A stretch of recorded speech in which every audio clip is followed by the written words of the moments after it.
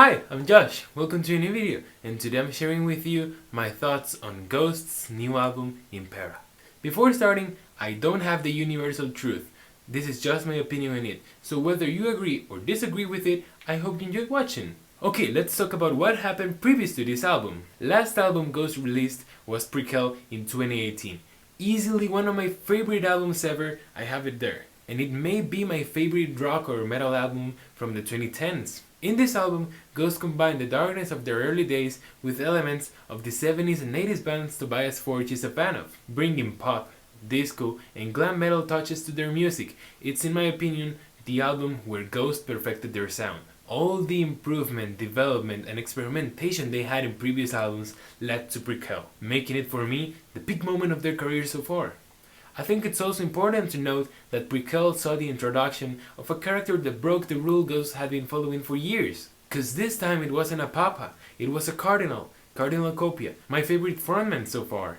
He was presented as young and unexperienced, and with this album he will gain the experience enough to become a papa. So I think we were all excited to see the direction Ghost will take once he did.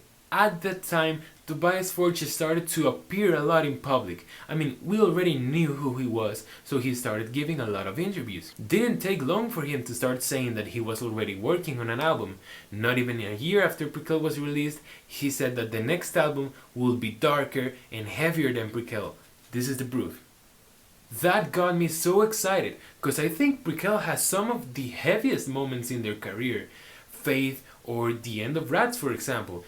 I was excited. But literally 4 months after that statement, Ghost came out with the 7 Inches of Satanic Panic thing, which I know is a prequel to all their albums and takes place in a time where Papa Neil was still the frontman of the band. But even with that concept, I think that EP was garbage, and it really made me fear for the direction they will take in their next album.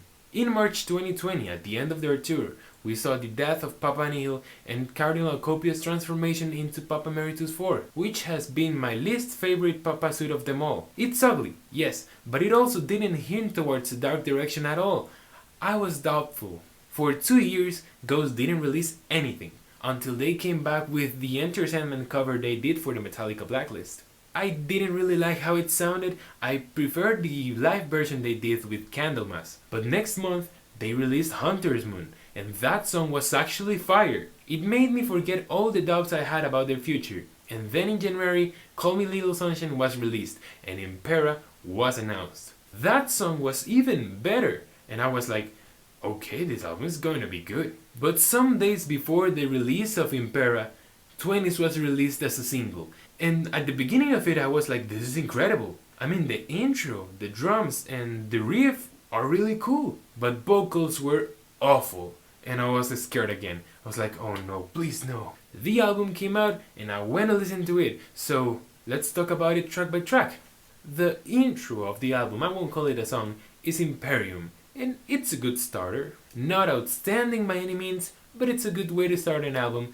Don't have much to say about it. Second song is Kaiserion, and I've started to like it more than I did the first times I listened to it. That high note at the beginning is impressive. The riff is fun, and the vocals are catchy in a good way. I like the pre-chorus. Chorus is not incredible, but it's okay. Drums were good throughout the song. In general, a fun way to start an album. Definitely. Next song was Spillways. The fact that this song is the second actual song on the album was like, oh no, cause this is easily one of the most dislikable songs Ghost has ever made. The piano thing, I don't like it, it's a boring riff honestly. The chorus tries so hard to be catchy, and it does get stuck in my head, but I don't want it to be there. I want it to get out of me. The solo, incredibly forgettable. Didn't like the song at all, but the drums sounded quite good though. Fourth song, Call Me Little Sunshine. And we gotta be real, what a banger. Goddamn what a banger. The main riff is sick, but played on acoustic sounds delicious. Vocals on this song are great, verse, pre-chorus and chorus, they're all really good. The solo is not outstanding, but it works for the song. The drums are on point too. Excellent. Truly an excellent song. Something I love about this song is that this is one of the few songs on the record where Papa 4 actually sounds like him. Tobias is singing in character, which is something he forgot to do in most of this record. Another thing I love about this song is that it doesn't sound like Meliora. which in general is something I'm kinda conflicted about. We'll talk more about it later. Next song, Hunter's Moon, the first one we heard from the record. Actually, especially in the pre-chorus, I think they're really interesting, and the It's a Hunter's Moon part, I love it. I mean, I really love everything about the song, don't have a single complaint. I like how every part has something different, maybe a different effect, a different harmony. I really like that. Great song. And next one, Watcher in the Sky. I really dislike the vocals in the song. The verse, I can listen to it, but the pre-chorus and the chorus, they suck. Plus, the riffs aren't really that interesting, the drums are super monotonous, the solo is so bad too, come on! And the fact that there's a let's go before it makes me make this face every time I listen to it. And it keeps playing until it ends. I don't like the song at all. Next one, Dominion. Unnecessary, honestly. Doesn't add anything to the record. It's a minute and 20 seconds of wasted time. Not even a cool interlude. I've listened to this album 5 times and I cannot even remember it. Now, grab yourselves, cause next song is 20s. I had never seen so much hate towards a Ghost song before, and I understand it, cause this song is everything I disliked about this album. Such a display of wasted potential. It's like, hey, look at this is really cool. You want more? Haha, no. Let's make something horrible instead, cause okay, the intro, I like it. It reminds me of a Final Fantasy fight, and the drums! They were killer since the very beginning. I actually love the idea that they're using the boom, tam boom beat, and I do like the riff, but the vocals are awful. This song has one of the worst choruses I've heard in my entire life. I can't with it. Oh, and the solo's actually cool. Yeah. Next, Darkness at the Heart of My Love, which is a nice song. I gotta give that, but it isn't really that interesting. It's catchy, but also very repetitive. Not a song that should last 5 minutes. I can listen to it, yeah, I could probably even add it to my Ghost playlist, but it's just okay. My sister says it doesn't sound like Ghost, and I gotta agree with her, so take that into account too. Pretty much the same goes for Griftwood. It's even way less interesting, and the vocals on the verse and chorus are so boring for how catchy they try to be. I really like the solo for this song though. It's a shame it's in such a bad song. Almost the last song on the record. Bite of Passage. I don't understand this song. It obviously works as an intro for Respite on the Spitalfields. But why are they separated? I don't know, it actually makes the beginning of that song feel weird whenever you listen to it outside the album. And it's such a good intro. Why leave it behind? Talking about it, the last song on the album, Respite on the Spitalfields. Aside from the singles, it's the only song I loved on this album. That clean part at the beginning, I find it intriguing. It's like, ooh, what's this? The verse, both the vocals and the instruments are fantastic and work really good together. I gotta say Tobias nailed an excellent performance on this song. Pre-chorus, aside from being really good, makes the transition from the verse to the chorus so effective. And God, I freaking love the chorus. I was already singing to it the second time it plays on the song. Ghost has a bunch of great choruses, but this one is already among my favorite ones. The solo, by far the best solo on the record. Powerful, emotional, beautiful. And the piano that plays alone. My god, what a good solo! And the piano that plays instead of the vocals between the second and the third chorus was so cool too. The outro for this song is also amazing. One of the few moments on the record where the drums get to shine a bit. I love the little melody at the end too. This song is the melodic, catchy, powerful song this album tries so hard to make throughout the 46 minutes it lasts. This is what I wanted this record to be. Something new, but keeping their style. I really love this song. But by this point it's too late, because the freaking album ends here. You have no idea how much that pisses me off. Why? Why did I have to wait until the end to fully unleash the potential of this record? As the meme says, my disappointment is unmeasurable and my day is ruined.